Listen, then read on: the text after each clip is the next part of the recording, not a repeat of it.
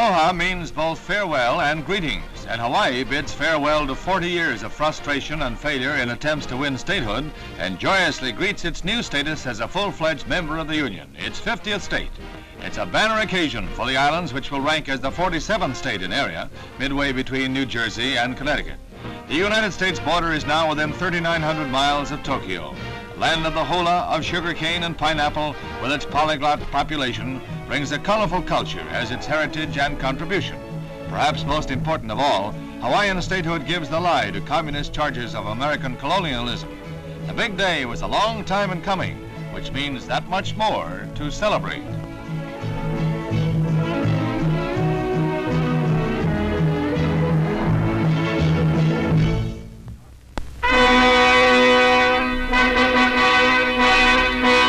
In the Vatican, a special consistory is held to invest 3 new cardinals who were unable to be present at the December ceremony when 20 other princes of the church were receiving their red hats.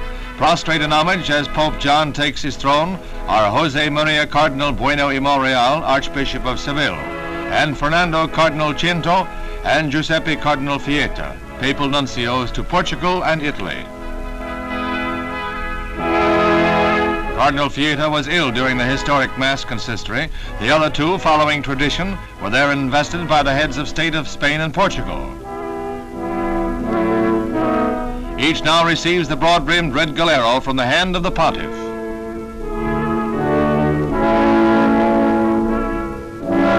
The ceremony is completed with the papal blessing. 3 names added to the ranks of the College of Cardinals.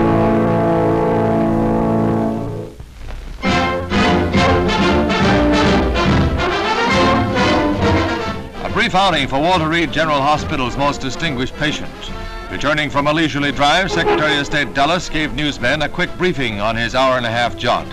Mr. Dulles, who was 71 last month and is undergoing treatment for cancer, stopped at home to say hello to his poodle, Pepin. Unfortunately, says the Secretary of State, the dog has a slight cough. As for Mr. Dulles, no word on how his treatment is progressing, except that he feels, quote, pretty good.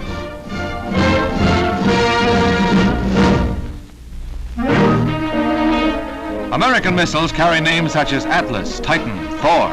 This French research rocket is dubbed Veronique. It figures. She's being readied for launching from a Sahara base, the second firing within 4 days in a program of high-atmosphere research. Veronique should properly be compared to America's own little publicized Aerobee research rocket, rather than the giant U.S. and Soviet space challengers.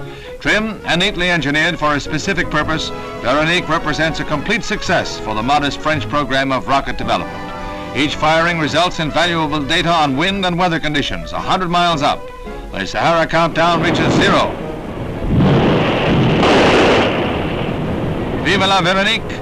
She's on her way.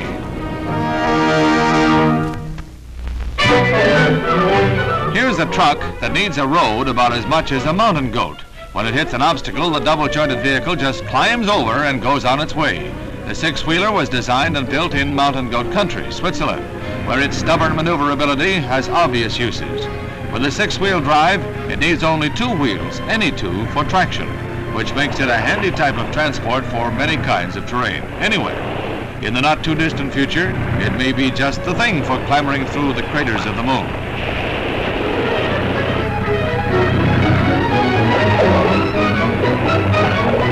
No matter how you look at it, coming or going, it's a rough and ready runabout.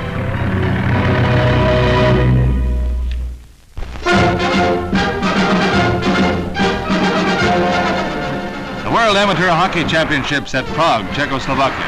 The big match pits last year's champ Canada against the Soviet Six, the top challenger.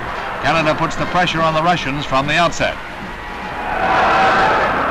Russia's goalie, Nikolai Pushkov, is the best at Prague, but he can't hold off the Canadians' slashing attack.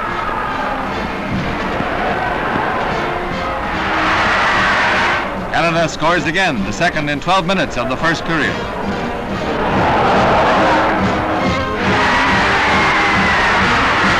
Seven minutes before the match ends, the Russians finally get into contention.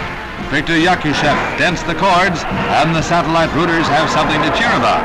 Time runs out with the Canadian amateurs, the Belleville McFarlands, winners 3-1 in the most important game of the series. They went on to top rank in the tourney. Still, the champ.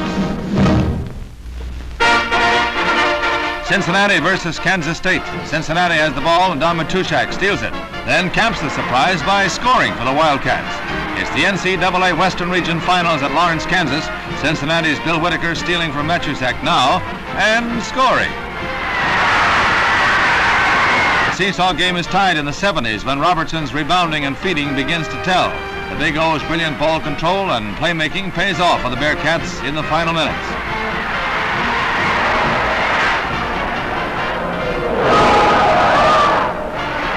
Robertson again, the All-American, gives up a good shot for a certain goal by Landfried. Robertson scored only 24 points, but it was a star performance. Cincinnati pulls away on points as the Wildcats bog down at 75. Bearcats' winning margin is 10 points, 85-75, as the game ends with Cincinnati and the Big O headed for Louisville and the national finals.